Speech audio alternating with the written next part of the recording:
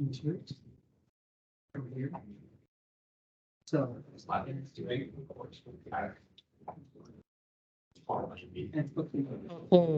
It is 9:30. Today I am going to show you unfolding and pipelining in hardware. So before we can talk about what is unfolding, what is pipelining, we first have to start with what is the simplest design that you can do for any kind of data flow implementation. So like here we have n-bit numbers that we want to accumulate into one result. So the simplest design, second, let me just get the laser pointer. The simplest design is this iterative design. And it's like an accumulator, right? We just add one number every single clock cycle. Okay. We get the first number, add it, store it to the register, get the register results, add the second number, and so forth. Right? And then this iterative design, because it adds one number every single clock cycle, would take n cycles to perform this operation. Right? Agree? Okay. And then it will load the next batch of numbers. So this is small, efficient, but what's the downside?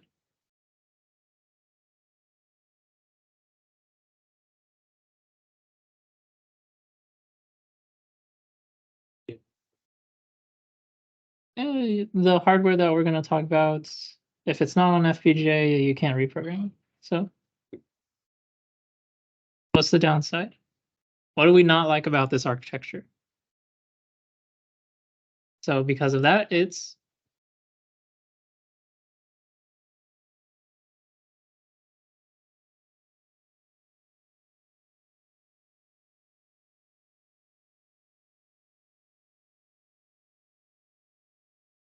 can only do one number at a time. So what's its limitation? Is it fast? It's slow. Yeah. So it's very slow. So if maybe the application doesn't require speed, but it needs to be very efficient and very small, maybe this can make sense. Okay? But most applications, they want to be faster. Okay?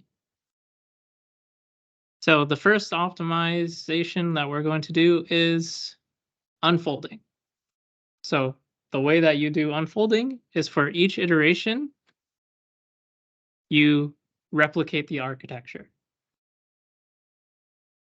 So to add n numbers, we need n-1 additions.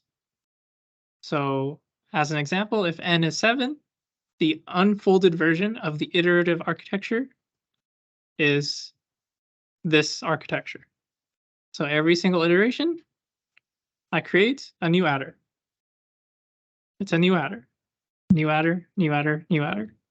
And now with these 6 adders in one clock cycle, I can do this operation of adding 7 numbers together. All right, so this is potentially faster, right? What are its downsides?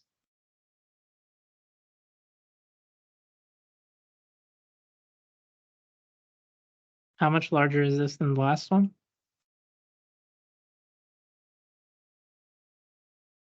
6 times larger, right? So it's very large. And if I have n is, say, 1024, that's much larger, right? And depending on the speed and the energy consumption, it's potentially less efficient. So it has some problems still. Okay. So this is unoptimized unfolding. How do you think we can optimize this architecture?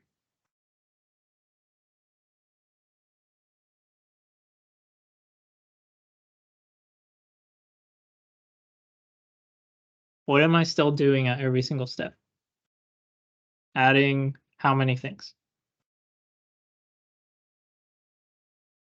So essentially one thing to my total, right?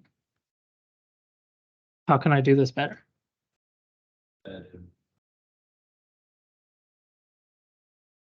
Let's just say I'm limited to 2 input adders still. How can I make this better?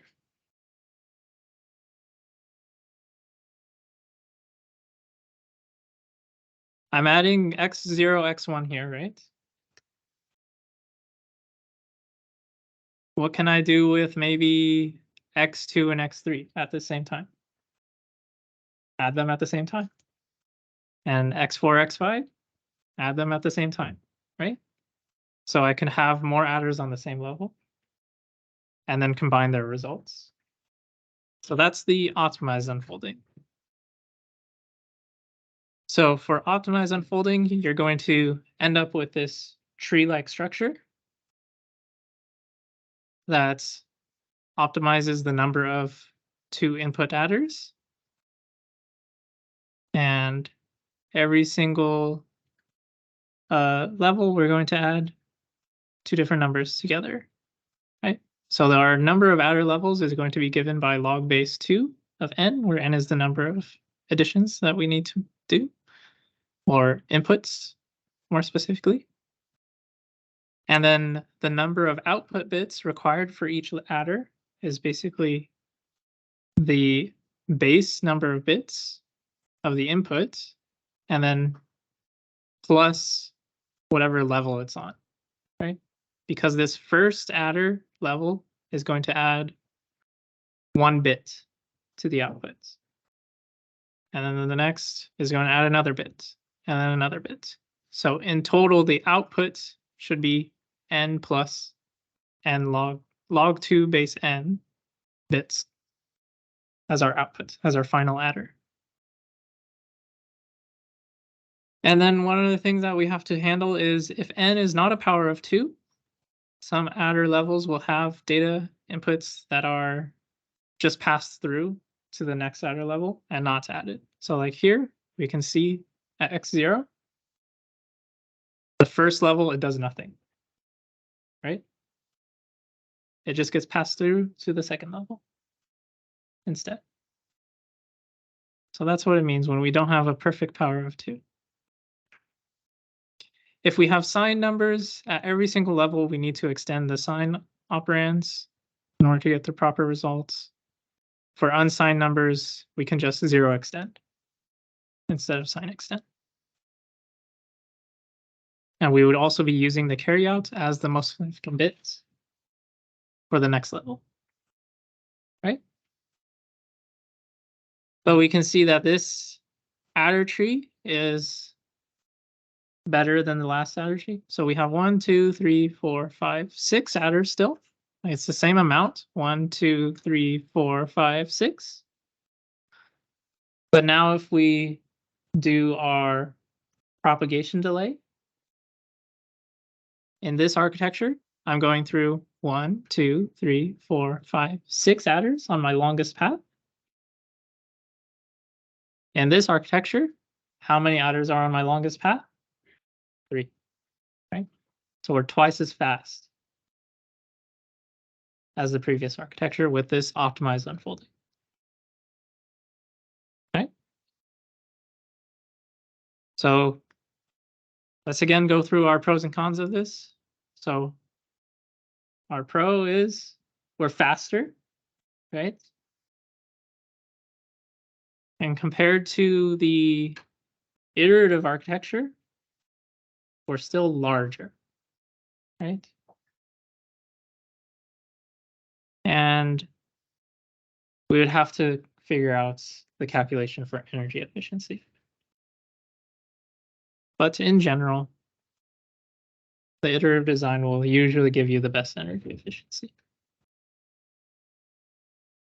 But this allows us to have significantly faster performance. Right? So one cycle, and my cycle time is maybe 3 times as long as the iterative architecture. Right?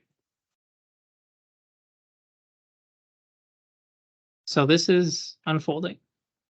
And our first example was this adder tree.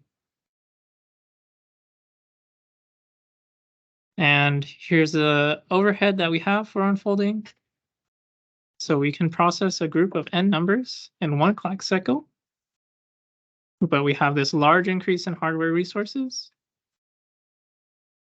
And if we have t groups of n numbers, we take t cycles in total. And one thing that we should note is if we can only produce one number per clock cycle, the iterative architecture is the best option. Because if I don't have all of these numbers available at the same cycle, I can't do this in one cycle. Right? I should just match what my throughput is.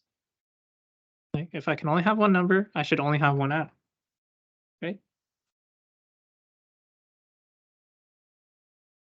And then the other thing is, even though the data can be computed in a clock cycle, the propagation delay is a lot larger than the iterative design. So the cycle period will be large as well.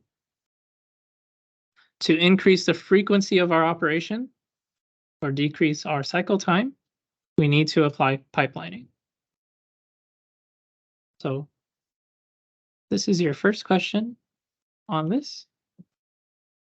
Your code for today is 532.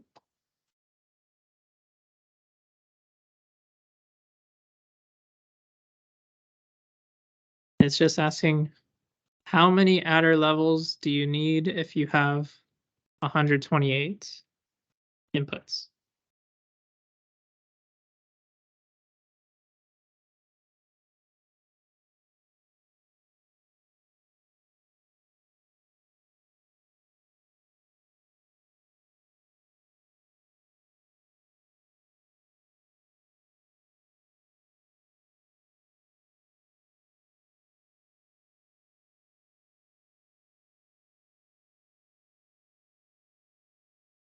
Um, 532.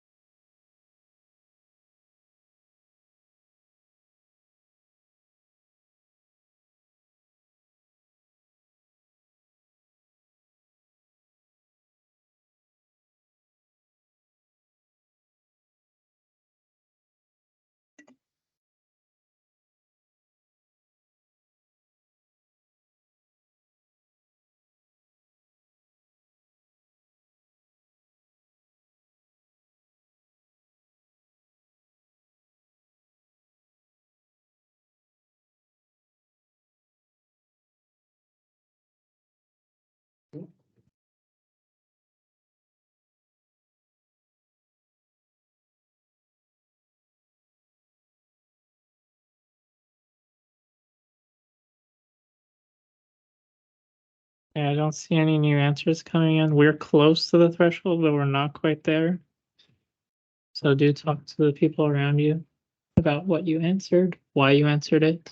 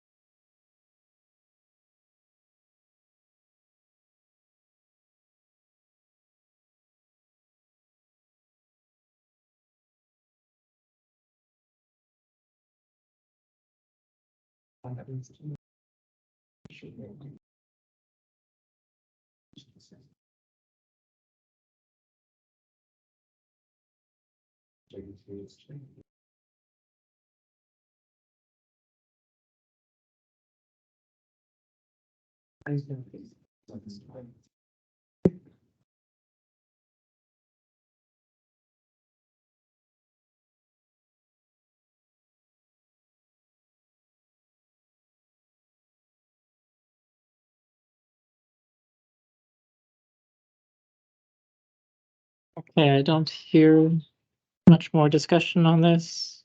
Just do change your answer if you're convinced to change.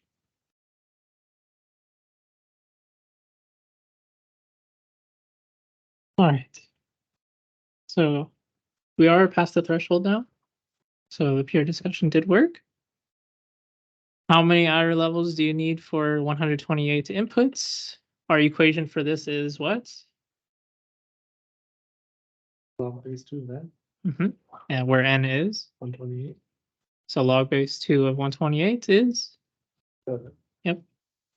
And just so we know where that equation comes from, our first layer of adders, they add 2 numbers each, right? So then our number of inputs goes from 128 to 64. And then from the next layer, so that's one layer. Next layer goes from 64 to, and then the next layer, 16, 8, 4, 2, 1, 7, right? So this is C, 7. All right. So the next question is, how many output bits do you need for 128 inputs if the inputs are represented with 8 bits?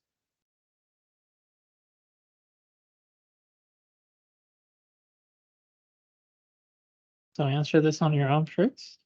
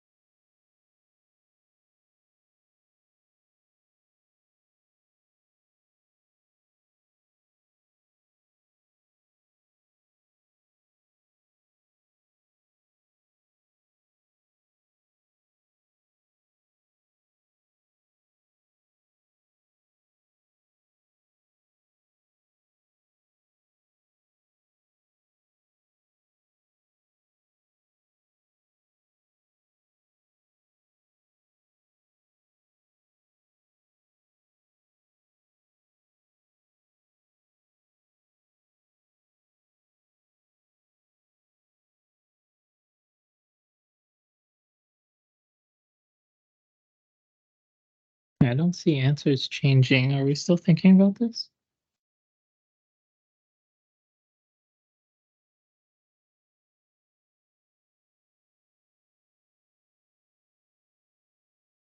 All right, raise your hand if you're still thinking about this. All right, I'm sorry, but it's time to do peer discussion. We're not at the right answer. We're not close to the threshold.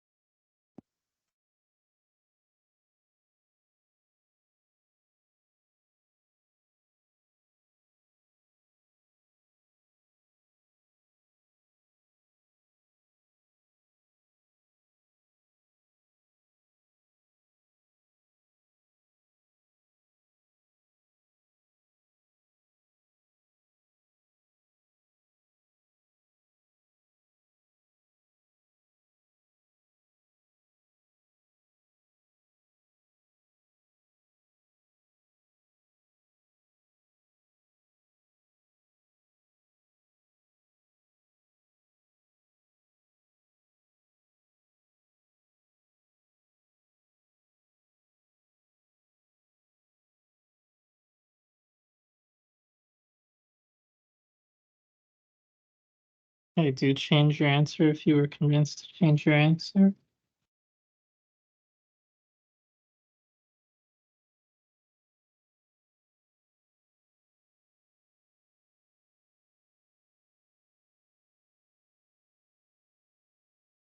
Okay, so let's go over this. We start with 8 bits, right? And we already talked about how previously there's 7 layers of adders, right? 128 inputs.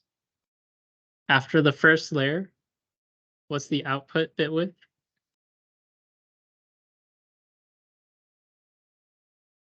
Of the adders?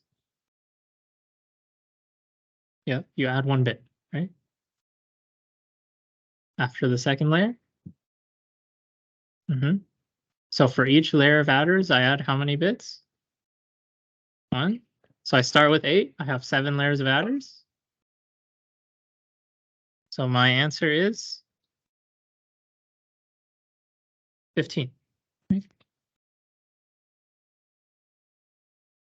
The final output is a 15-bit binary number.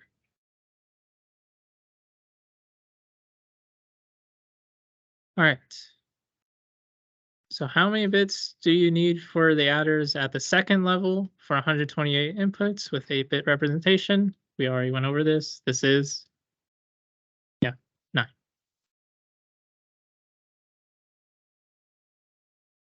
Because this is the input into the second level.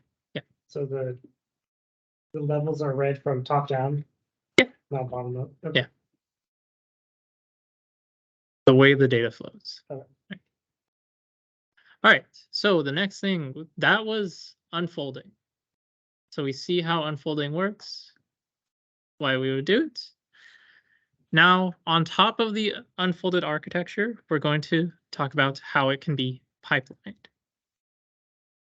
So in order to add pipelining, we insert registers in between the architecture to decrease the longest path between register to register, right? So this will allow us to increase our clock frequency, but it just means that it takes us multiple cycles to finish a computation now.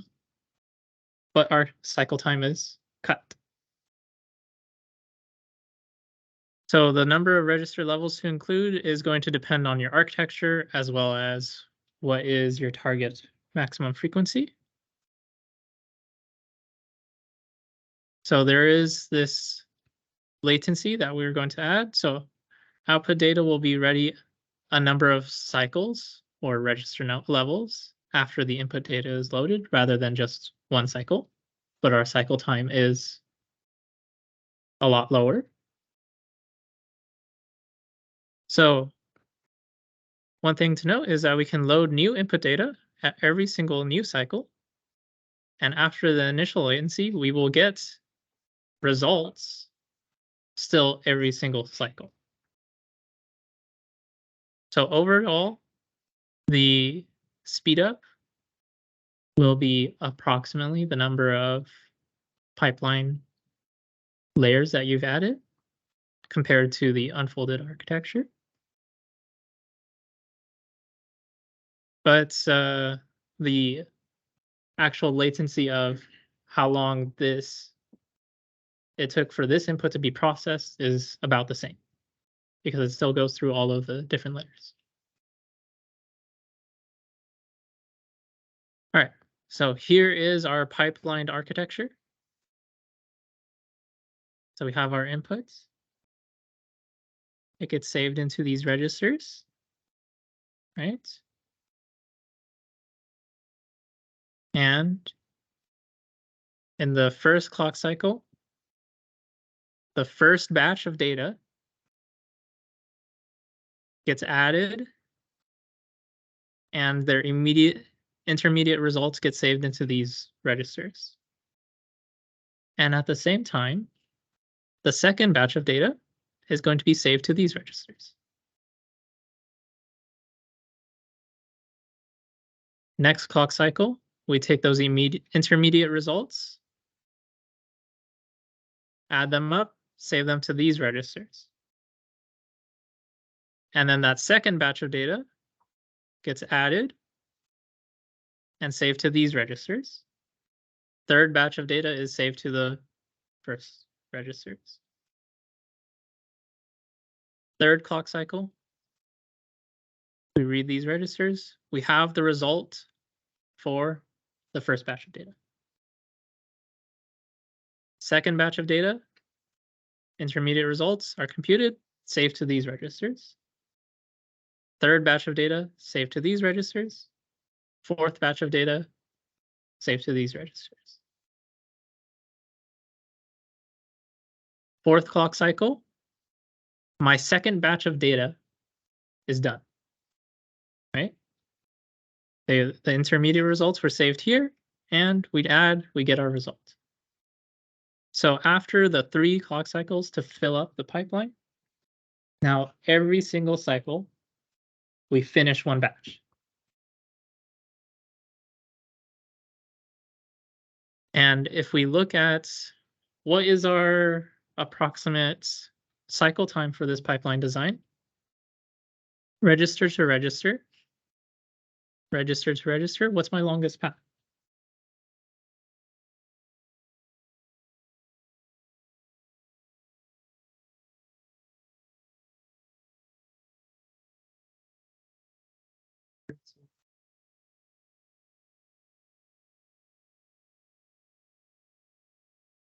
Register to register.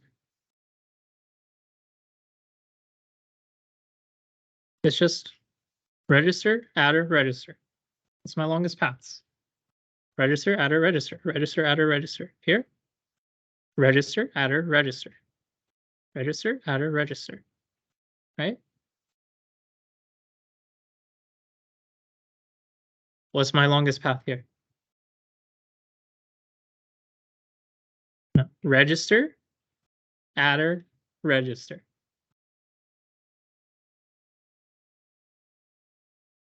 My cycle time is approximately the same as the iterative design, right? It's not exactly the same because this is an n-bit adder. And here we have this n+2. And then if this is going to another register, n+3. And we talked about how that will impact propagation delay, right? So it's also, well, we had a register before for the other one. So because of that, it's not exactly the same, but we can say it's approximately the same, right? But now with this unfolded and pipeline design, once it's filled up, we finish one batch of numbers every single clock cycle, right? So adding all 7 numbers together, a whole batch. Every single clock cycle, we finish one. Whereas the iterative design, I take 7 clock cycles to do one batch. Right? So we can say that this pipeline and unfolded architecture is how much faster? 7 times faster. And it's just a little bit larger. Right? It's more than 7 times larger. That's area is not a concern most of the time.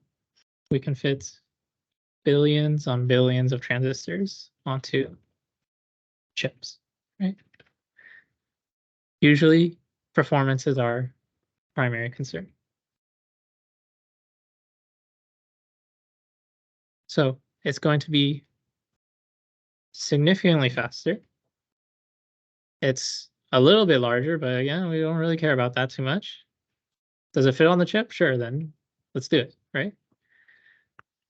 And then in terms of power, it's going to take a lot more power, but because it's 7 times faster, the energy might be close, total energy. But again, like I mentioned before, usually most energy efficient. But because we're so much faster, we can try and get close to the same total energy. All right, so this is our computation time for T groups of n numbers in terms of our clock cycles. So 1 clock cycle for every group, right? And then log base 2 of n to fill up the pipeline. And then if T is very, very large, like say we need to process 10,000 batches, then the +3 over here doesn't matter, right? It's meaningless. So overall, we can say for a very large T, we process 1 batch per clock cycle, right? And the other thing that is mentioned here is we have this register here, right? It doesn't go through an adder. This is to keep all of the data going along with its batch. If we did not have this register, the data from the second batch would contaminate the first batch. Okay, so we have these registers when it's not a perfect power of 2, just to keep all of the data flowing with itself. Okay. All right, here's our comparison. We have the accumulator architecture or iterative architecture. Here's our pipelined architecture. Here's a waveform of what it would look like. What's this top one? Which waveform is this? The iterative design, right? We get the first sample from the first batch, add it. We get the second sample first batch, add it. And then once we're at the end, here's your results for the first batch, 7 cycles later. Okay. And then this is the architecture for the pipeline version, pipeline and unfolded. Here's your first batch, the entirety of it, right? Here's your second batch, the entirety of it, and the first batch is being processed by the second level. Here's your third batch. Second batch is in the second level. Third batch is in the third level. Here's your fourth batch. Well, there's no fourth batch, but it would come here, right? First batch is done, right? Second batch is in the third level. Third batch is in the second level. Next clock cycle, second batch is done. Next clock cycle, third batch is done. and it would continue. So we're done before the iterative design is done with the first batch.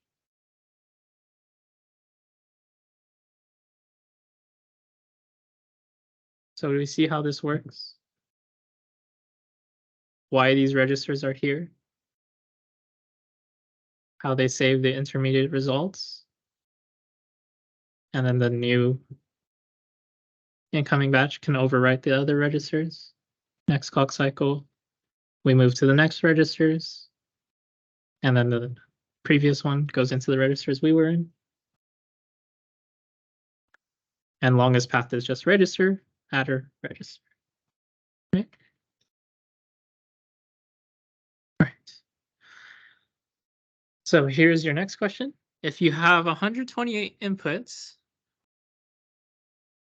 and without pipelining, it requires 300 picosecond cycle time, what would be the cycle time be for a pipeline implementation, assuming no overhead?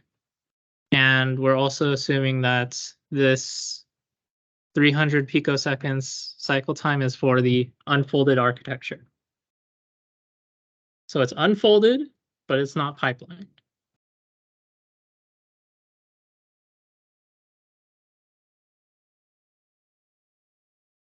And answer this on your own first.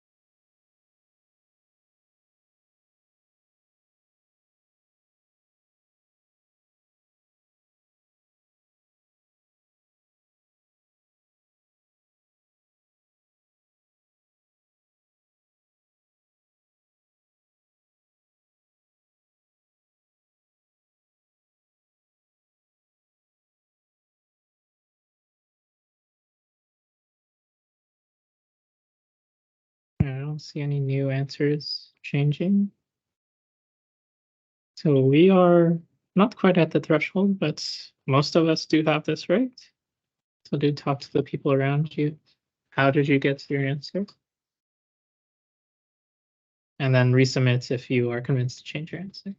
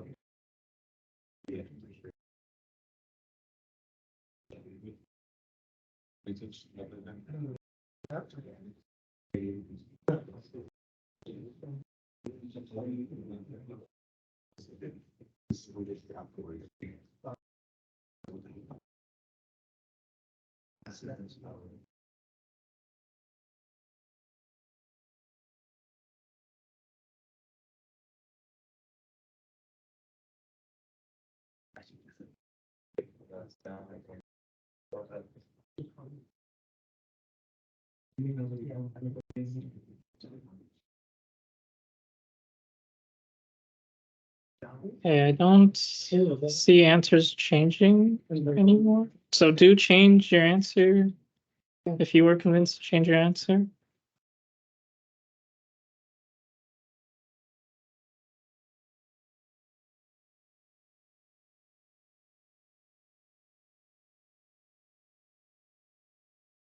All right. So for 128 inputs, how many layers of adders are there? 7, right? So we answered that previously.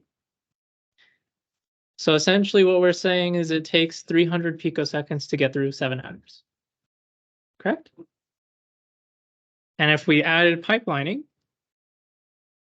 that means we add registers in between every single adder, right? So we'll have these 7 layers.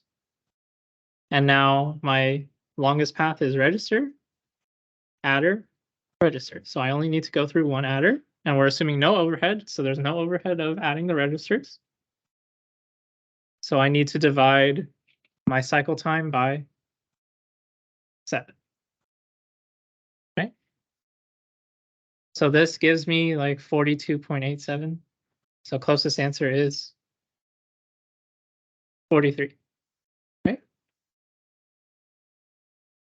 So this is not the case in reality. When we add registers, we have to include the propagation delay of those registers, right? Clock to queue. So it's not always going to be perfectly divided like this.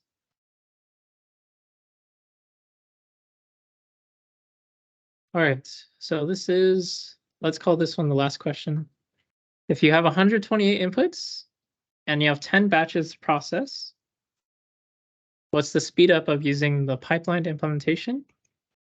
So pipelined and unfolded over the accumulator. And we're going to assume that the cycle time is the same, right? Because it's register, adder, register.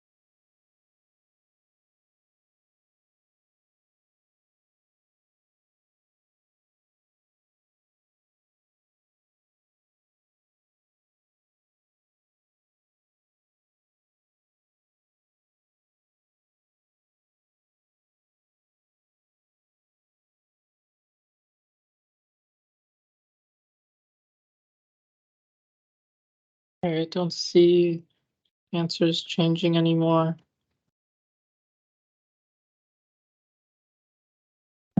As a hint, calculate the number of cycles it would take for the accumulator. Calculate the number of cycles it would take for the pipeline unfolded and divide them.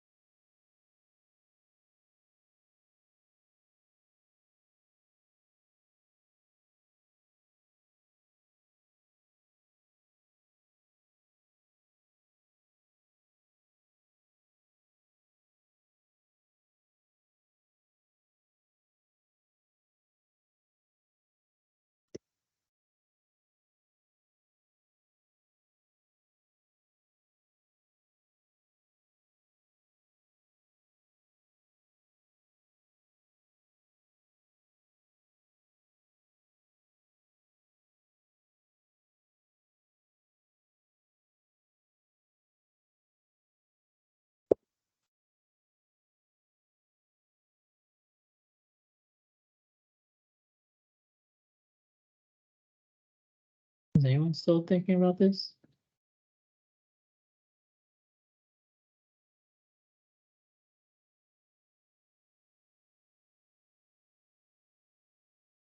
All right, so we can go over it together. How many cycles does this take for the accumulator?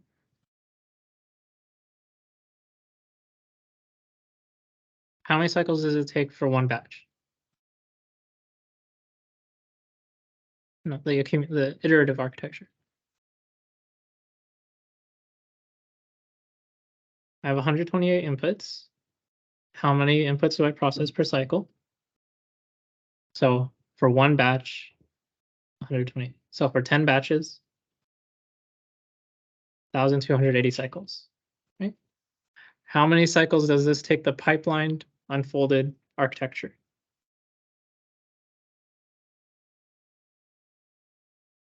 How many stages are there? So it takes 7 cycles to fill it up, right?